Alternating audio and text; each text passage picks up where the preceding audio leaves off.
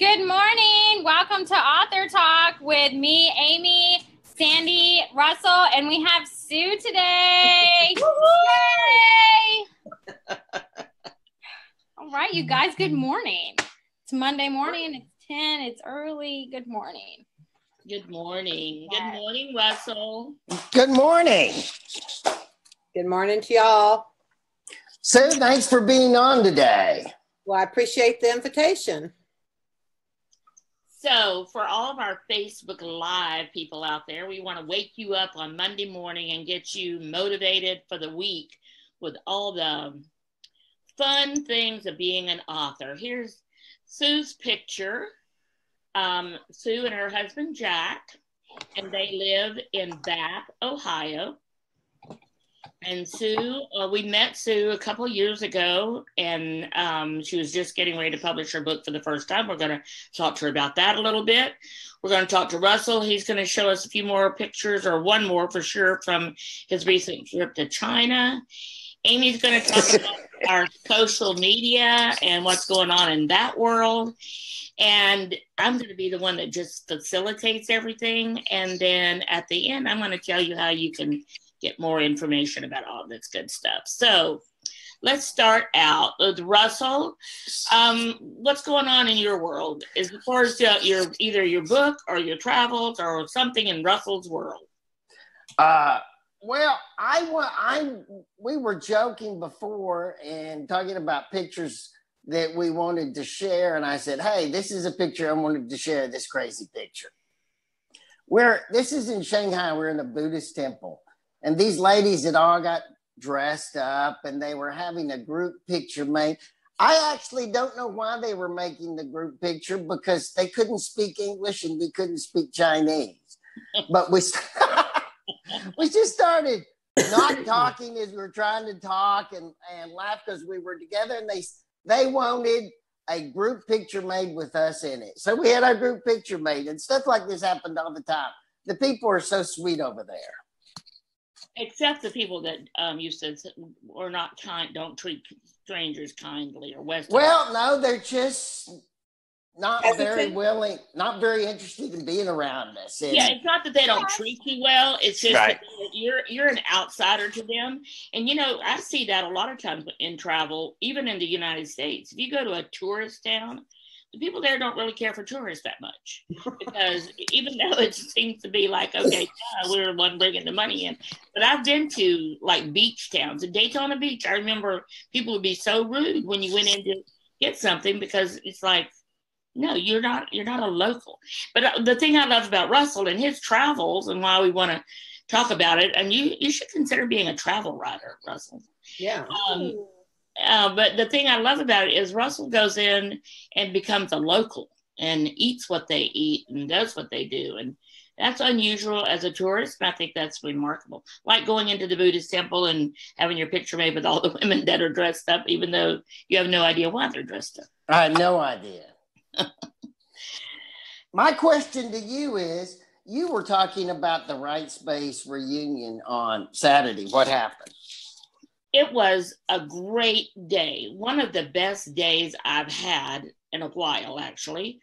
You know, Russell and I are on the board of the Houston Writers Guild.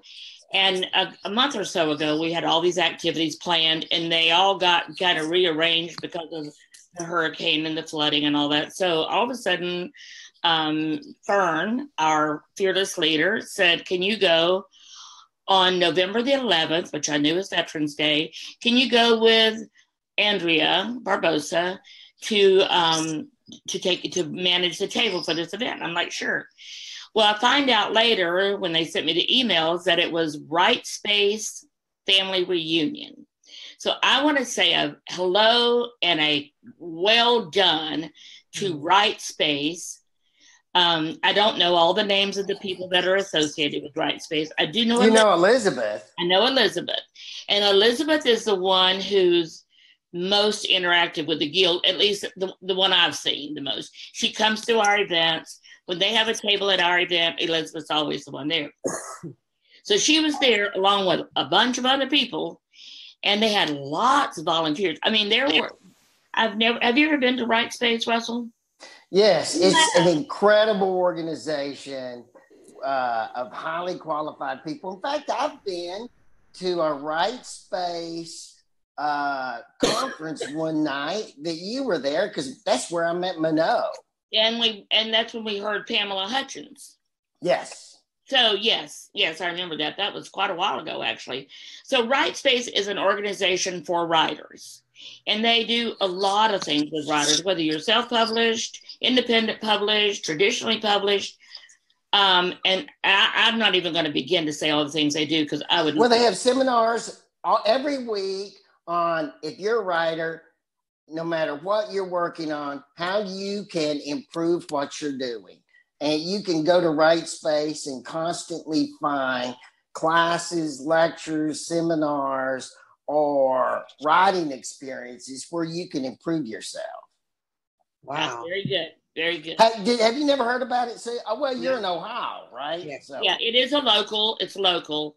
But the big announcement that I want to make is in 2018, Right Space, Houston Writers Guild are going to join together for a conference in our April conference, which is actually going to be in May this year.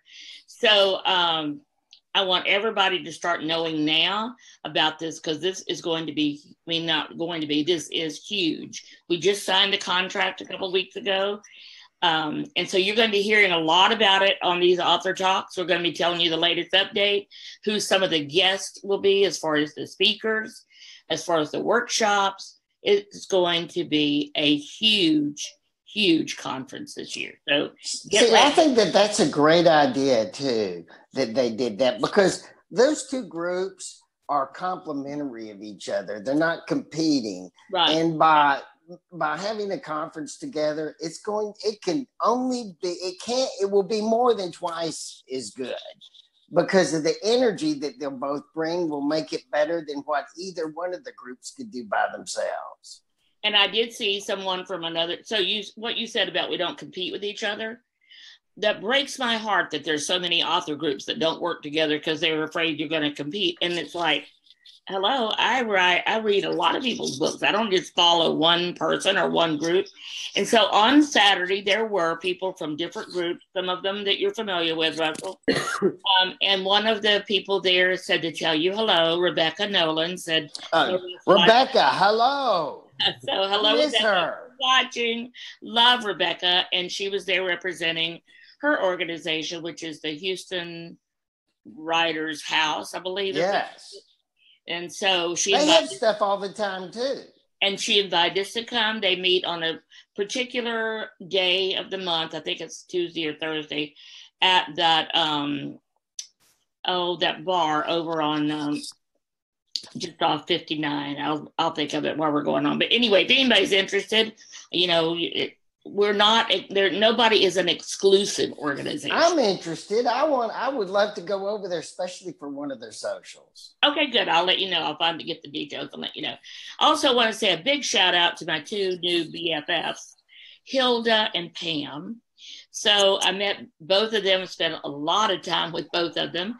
They both write nonfiction books, and I told them about the Nonfiction Authors Association, which meets this Thursday, and I will be there. So I have two guests for that group. So I just love spreading the word about all these different author groups. So I want to talk about Sue's great social. Sue is an author that is learning the process of social media, and Amy's trying to help her do it. How's it going, Sue? I'm doing okay with certain pieces of it, and I know where you're going with this. That is a nightmare for me. I texted Sandy and was like, oh my gosh. So I haven't figured it out yet. We're talking about, for the audience, we're talking about Reddit.com, which Sandy and Amy has a course that they're doing on Thursday nights. And last week, their course featured several new platforms that you could do your social media on, right? Right. And Sue's in the course, And I actually presented on reddit.com, and I was really excited to hear this week how Sue has done on reddit.com since then. Well, I did go on more than once trying to find my way through the maze. It is a maze, isn't it? It is. It's interesting. I haven't posted anything. I know you said to post, and I haven't gotten that far yet, but I have been reading things, and some of the threads are old. Yeah. They're still up, but they're old. And so I was picking around there trying to find a more active thread. And I'm not super comfortable in social media, as everybody in the class knows. Well, that's kind of the point why you're doing these classes, right? Exactly. Because you have a book coming out. Yes. And the rule about you've got to have this media plan for 6 months before it comes out. You're working on it, aren't you? Yes, absolutely. Absolutely. And Sandy's helping me enormously with that. Amy, what's the stat? What's going on with Twitter now? Something new's happened with Twitter. Right. So as of like last week or 2 weeks ago, they upped their Twitter tweet count. So your character count now went from 140 or 170 to 280. Which is nice. And a long time ago, they did it where photos doesn't count as a character anymore, which is fantastic. Oh, it doesn't? Photos don't count as characters? No. Wow, that's a big change. Yeah, but it's nice that it's 280 characters instead of 170. 140. Okay. So they doubled. We haven't done that at all. So it's okay. Now I know you like it because you're constantly working on promoting your customers' material, right? I hate it. I hate it. There's too many words. Well, and that's been the response from quite a few people, actually. Well, yeah, it's been a lot. It's different. So Twitter is kind of short, sweet, to the point. This is what I got. Here's my link. Have a nice day. Right. And it's made it where it's longer. You can add more words so it can be more salesy. So the way to be creative with that is to not be so salesy on it. Not use the 280 words, right? If you don't like the 280, don't use it. Stick to the 140. I would just keep doing what you're doing. I would just be short, sweet, to the point. So I was so used to having to go back, and I would always say what I wanted to say as short as it, and then when it would always go over, I'd go back and say, okay, what words can I eliminate that I can get it down to under 140? Well, I find it funny though, because everyone wanted it to be longer at 140, and now that it's longer, people don't like it. And it's like, you guys have to make up your mind. Like, now you can say more things, and people are upset by that. Well, I think it's also a function of Twitter trying to figure out how to make money, because they still haven't made a profit. Right. Really? I did not know. In fact, Twitter is at a crisis moment, I think, because their membership is not climbing and they're still not making money, and time's clicking. Right. And I think a lot of it, got like, what do we know about the business of all this stuff? But, like Facebook's always coming out with new stuff. LinkedIn just all of a sudden took a major leap forward with some of the things they're doing. And so Twitter's kind of left to either make some changes or one of the others is going to buy them out. That's what usually happens. So, yeah. Well, the coolest thing that I've learned, and I'm sure other people already know it, but I was driving home yesterday from San Antonio. And when I got home, I had notifications in my YouTube. And when I went to YouTube, it had said I could do a go live video through YouTube on my phone. I didn't know that. I had no idea that I could do that. So it was new for me. And I was like, oh, I'm going to do this. So it's on my list today, is to do a live video on YouTube. And, we could do an AuthorTalk live on YouTube anytime. Well, this is from your phone. So, like on Facebook Live, when you do it from your phone and it's live, that's what this YouTube would do. Oh, got it. Wow. Got it. That is interesting. That's interesting. Mm-hmm. Because I'm right now going through the process of looking back through all of our author talks and finding the ones we did on that I could, put on YouTube, on our YouTube channel. So that's great. Great. Or like this one. like this one. Now, if I wanted, you talked, Sandy, last week about Goodreads. You did a discussion of Goodreads and how we could take advantage of it. What would be the first step someone should do in Goodreads if they wanted to get on it? Create an account. And always. Always. And make sure that account, remember we talked about this in the course, make sure your profile, that people can find you there. Like I use my name, Sandy Lawrence, on every social media platform. If that's already taken, I use Sandy Lawrence 1. So I want people to find me wherever I am. So on Pinterest, I'm Sandy Lawrence. On Google Plus, I'm Sandy Lawrence, and everything. So on Goodreads, I'm Sandy Lawrence. I have an account there. The thing about Goodreads that authors should pay attention to is a lot of people are on there who are readers. So even though we want to market ourselves to other authors, because authors are usually very much readers. Because yes, writers are readers. And they buy books. So authors see the advantage of buying a book. I mean, anytime anybody tells me about a book, I go immediately. Sue and I had a conversation last week about C.S. Lewis being one of the authors that she likes to read. And she mentioned one book in particular. And I mean, I went immediately and bought it. Once I couldn't remember the name of it and I had to go ask Sue. I bought that book and I'm reading it now on Kindle. I buy most of mine on the Kindle ebook. So, but I buy books. I mean, when I look at my list of books on Kindle, I have hundreds of books on there. Yeah. Authors buy books. And yet readers, but some of the time you want to just appeal to readers, and that's Goodreads. So it has authors and readers. You can connect your blog to Goodreads. You can connect your social media to Goodreads. And one of the things, as I explained, is like, we want to be visible. And you want to be visible over here on Facebook and over here on Twitter and over here on LinkedIn and over here on Goodreads.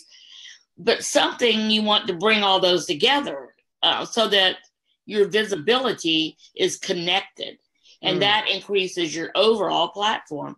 So Goodreads is a great place to do that because you can share your Facebook page, you can share your Twitter, you can share your blog, you can share all the different aspects of your social life. And that's important. So I recommend Goodreads. And one of the courses that Amy and I are going to be looking at teaching next year is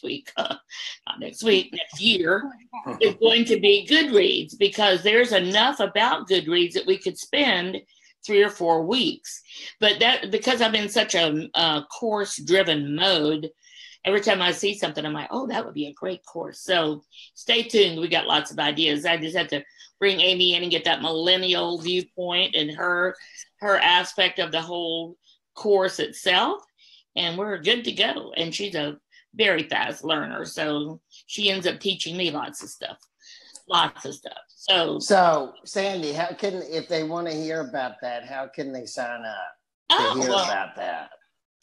So if you go to my webpage, which I don't mention a lot, but perceptivepublicrelations.com is my webpage.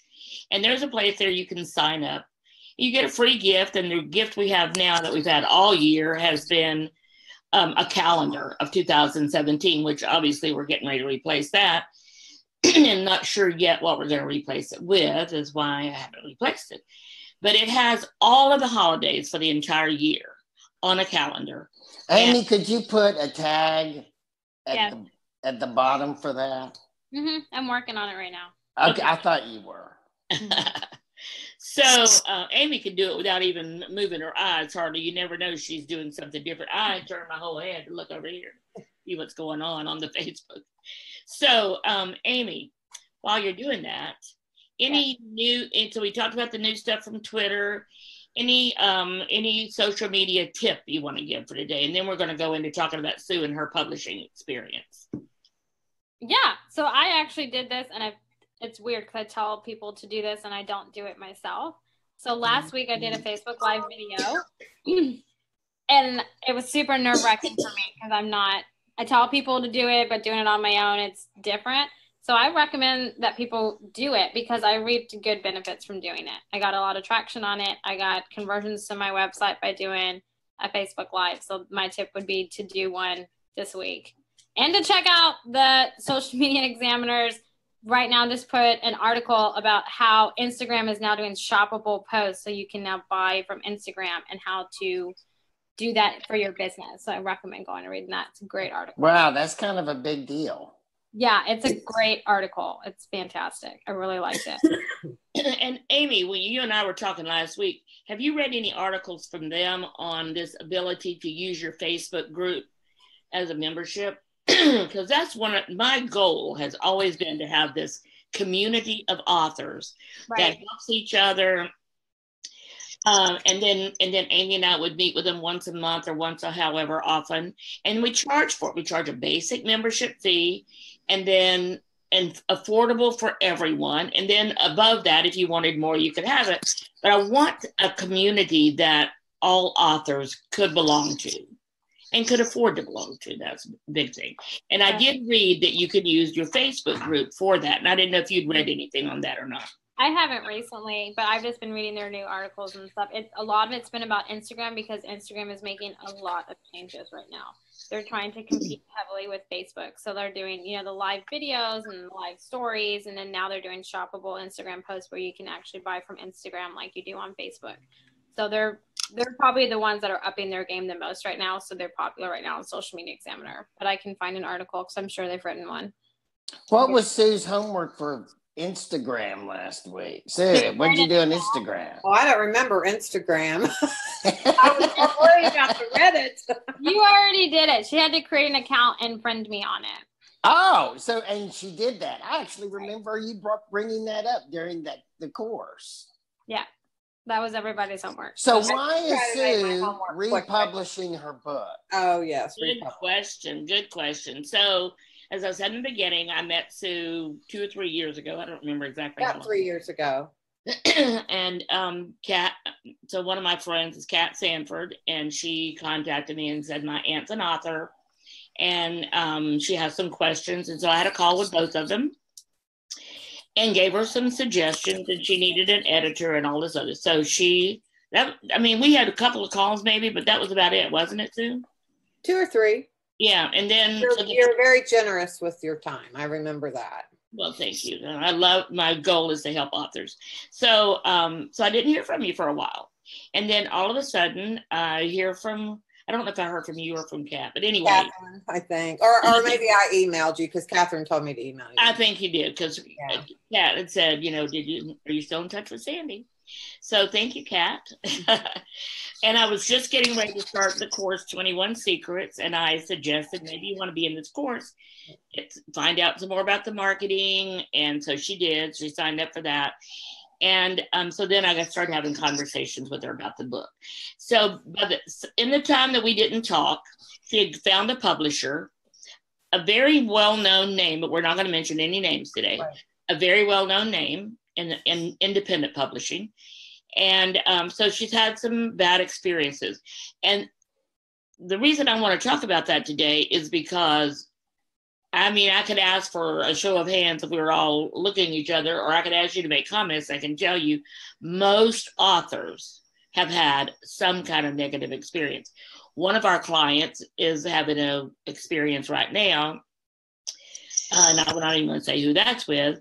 And then Valerie Sweeten, who writes for us, her publisher went out of business in the middle of her second book. And during the Indapalooza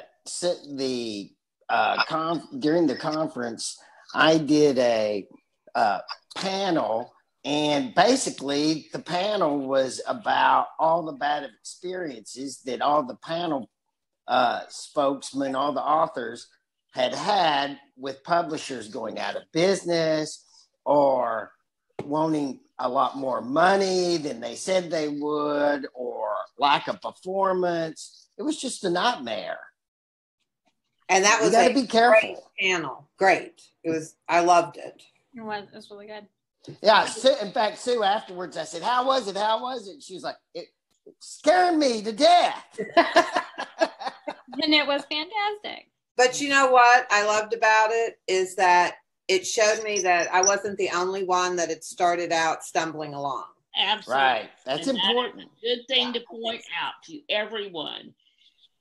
Find someone to help you through the process. Someone that's been there, done that. And honestly, you can find books out there. I mean, there are like, I told somebody once in my nonfiction. Yeah, but which books do you believe? That's part of the problem too. Well, I told this person that he wrote a book and he self-published it. And then his second book was 12 Steps to Being a Self-Published Author. And I said, everybody that goes through the self-publishing process then considers writing a book on how they did it, because it is a huge learning experience. Yeah. Well, I'm glad I didn't, because I don't think I did it right either. But you did it as right as, you didn't do it wrong. Okay, let's say that. There are no wrong things to do. There are just some things that are better, some things less costly. And then every now and then you have something that really just blows up, like they go out of business or something. So Sue, tell me about your experience with them initially. Initially, I did a lot of research. I know you did. It isn't like I just threw a dart on the wall. I mean, I really did a lot of research. I listened to a lot of blogs. I really listened to Joanna Penn a lot, but not just her, just a lot of people. And I actually bought a book by a lawyer on how to self-publish. And she took you through each step.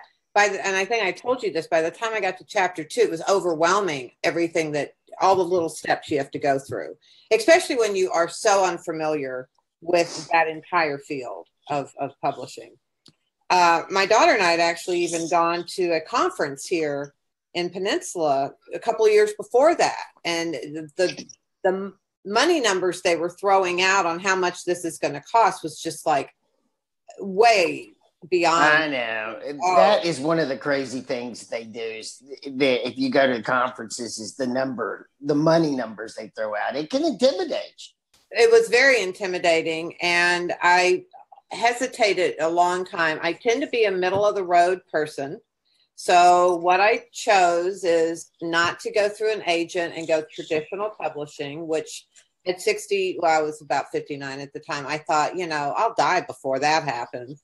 And the other thing was not to strike out totally on my own. So I hit that happy medium, in my opinion, which was to go with a self-publishing company.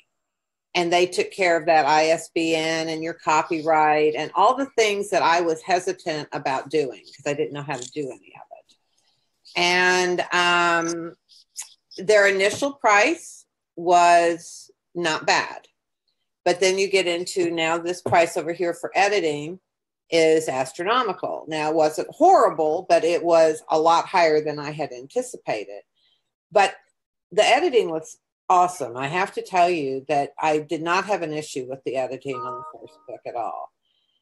And then you go through but when you get to that cover, it's stock photo, unless you know somebody that does this. And I knew nobody. I had no end to anybody. So you weren't happy with your cover? Are you doing a new cover? Sandy, yeah, doing a new cover?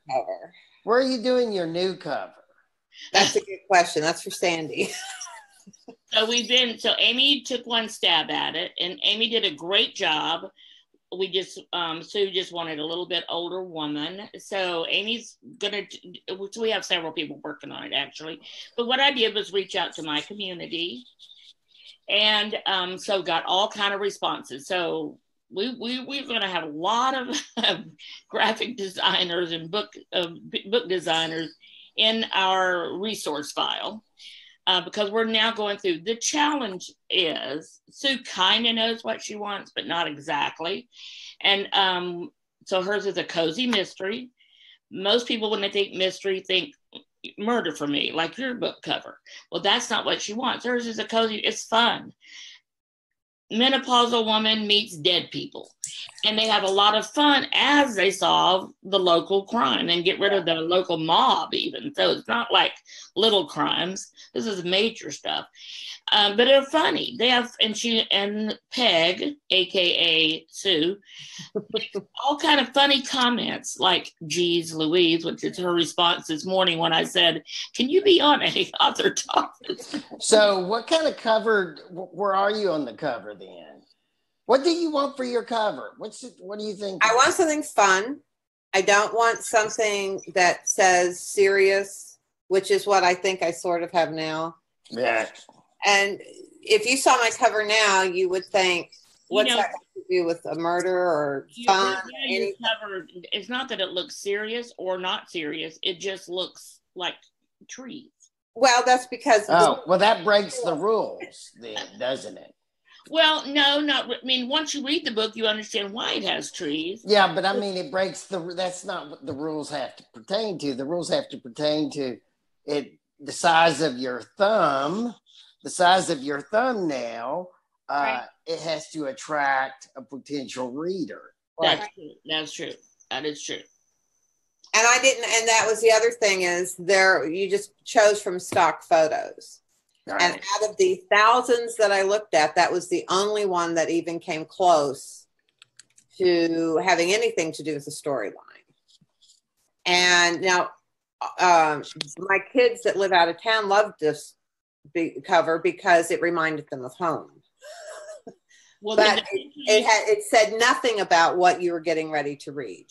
And the picture you sent me this weekend would really remind them of home then. Yes. So, because she sent me a picture of their yard this weekend. So what I'm thinking is, so anyway, we're working on the cover and making it where it has something to do with the story and something fun. That's one of the aspects of doing it yourself. And Sue has chosen now, rather than going to an independent publisher, to do it herself, and we're helping her with that. Now, our company is Perceptive Public Relations. So Amy and I help, and the rest of our team, Amy's mom, Vola, and others help with getting visibility for our clients, for Russell, for Sue, for all the clients. We get so many, and Russell, you may have been one of the leading ones that started that have the book, but they're going through the publishing process. So we went through that with Russell. I mean, yeah, it was hard. It was. We sat down at his table once a week and went through filing everything with CreateSpace, looking at all the responses from CreateSpace. Here's what we're going to do. And that was everything with CreateSpace. We weren't looking for a cover designer, a person to do the interior design, all of that. So there are people out there that do nothing but that. They don't help with the publicity. And maybe they kind of flip the way I am, because I do that because if we're going to have a marketable book, then we want it has to be a marketable product. And it has to look good, and it has to match her target market, and all of that kind of stuff. It's where I helped you, Russell, helping Sue, and help some other clients. Now, there are people out there that call themselves book shepherds or something in that category that do nothing but help you with that part. They don't help you with the marketing, don't help you with publicity, just help you get the book to that. And so I've met a few of those. Judith Brills, I think is how you pronounce it. We should have Judith on sometime to talk about what she does. And I just met a publisher who has the publishing circle. She was actually in our class one night just observing, and she's very interested in helping with doing all that as well. So there are people to help you through the process. Right. And that's what we're helping. That's what we're doing. Well, but you don't know what you need until you absolutely trip over it. Yeah. And so as time went on and I wasn't happy with some of the situations, and I reached out to my niece again, and that's when she said to call you.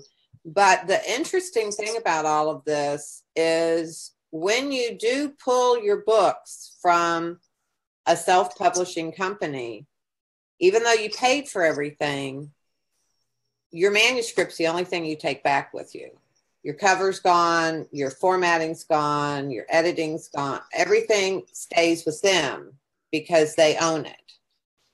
So now you go and you have to start repaying all of that for those services.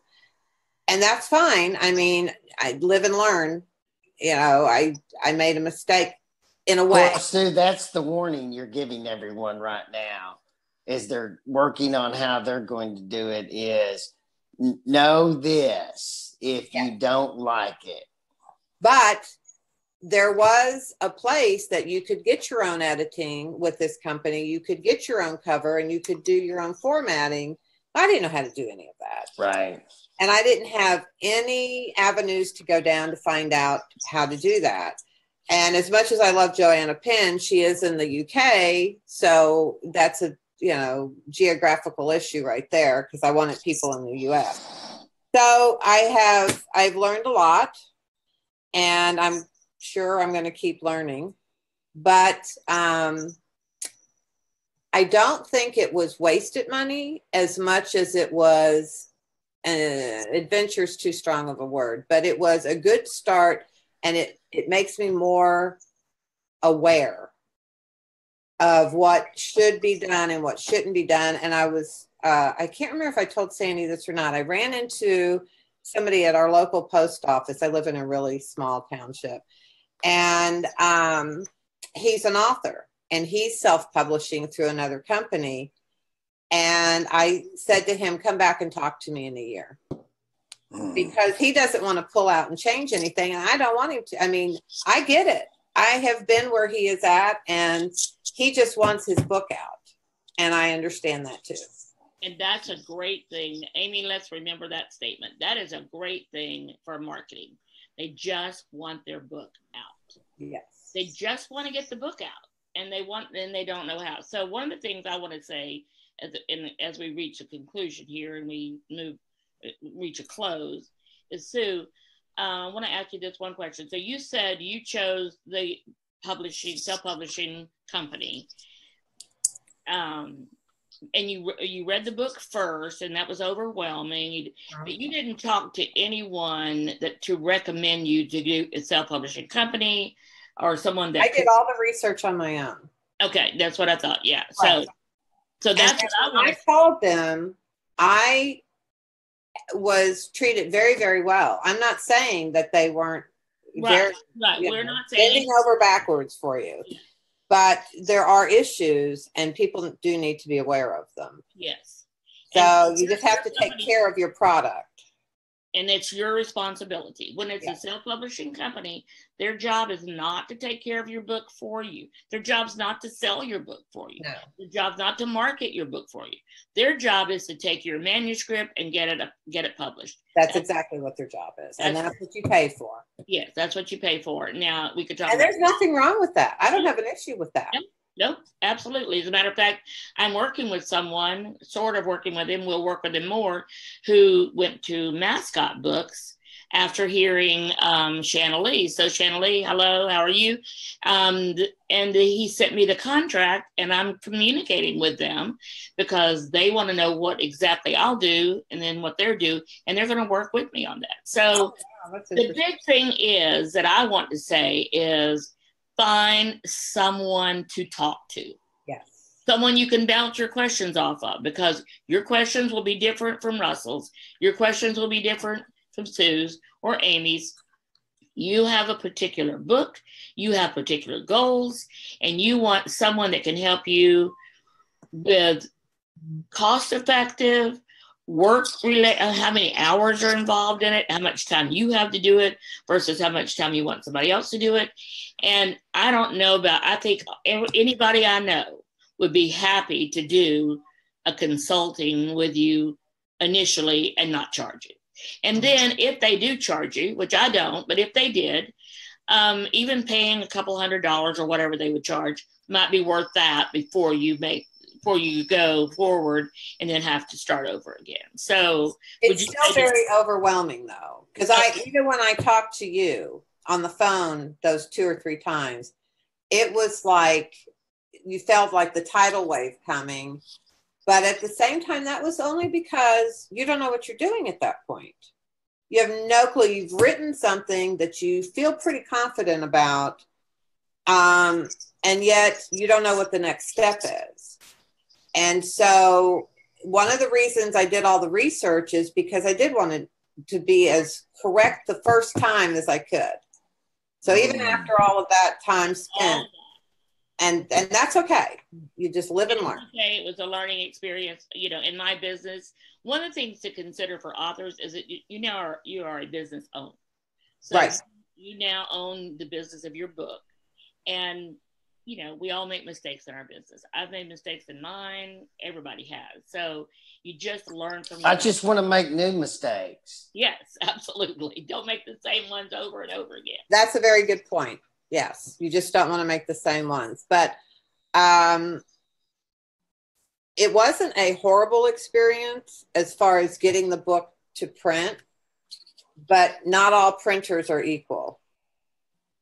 And so when your books start having issues, your physical book starts having issues, then you need to start thinking about what's the next step. I just want to say real quickly that we had a couple of people, some of your friends, Sue, Heather is on, and she agreed with you, and then Sarah Hansen, it says she's a friends with Kat Sanford. So Sarah and Heather, thank you for joining us. I hope all of you authors pay attention to Sue's experience, Russell's experience, and find someone to help you. Yeah. And if anytime you want to have a conversation, like I said, I do not charge for that. You can go to my website. You can send me an email at Sandy@Perceptive Public Relations. You can contact me on Facebook. Be happy to talk to you and give you some suggestions and see what is the next step for you, or what is the best way that you can go to get your book. I just want to get my book out. I love that. What's your step this week, Sandy? My step this week?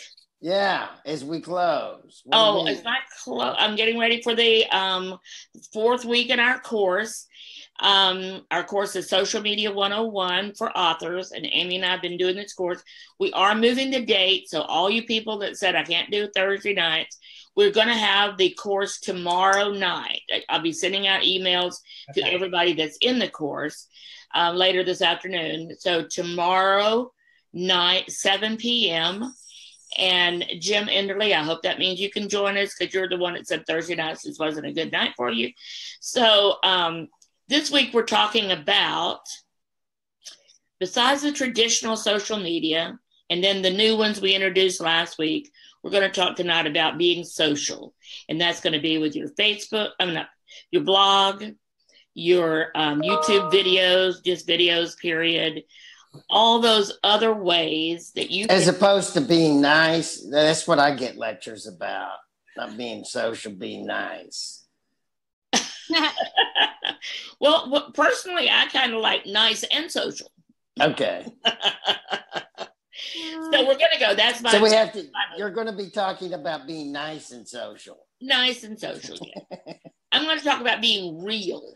You weren't sure if I was kidding or not at first. Just a second. You just kind of looked at me. Russell, I never know if you're kidding. Okay. So, any last word from you, Russell? Any last word from Sue, or about the whole publishing? No, I'm pretty well. I mean, you've got to find somebody to help you that knows what they're doing, is what it boils down to. Because there's all too much of it. And that was Amy's dog, wasn't it? I didn't realize we're overpopulated with chihuahuas with this. That's okay. You have like 10 chihuahuas, don't you, Amy? No, I have 2. And then I have 2 kitties. But it sounds like 10, so yeah. Yeah. So have a good week, Sandy. Have a good week. Have a great week in Ohio. What's the temperature? Right now it's in the 40s, but the wood burner is going. That's Christmas weather. Well, it was 19 the other day when I woke up. I was not happy. Wow. Nice. That's right. You lived there for 37 years, so hello. I know. It's time to get used to it, and she's still not used to it. So I complain every year. Bye. We'll see you next week on AuthorTalk. Merry Christmas. Not yet. Would be Happy Thanksgiving.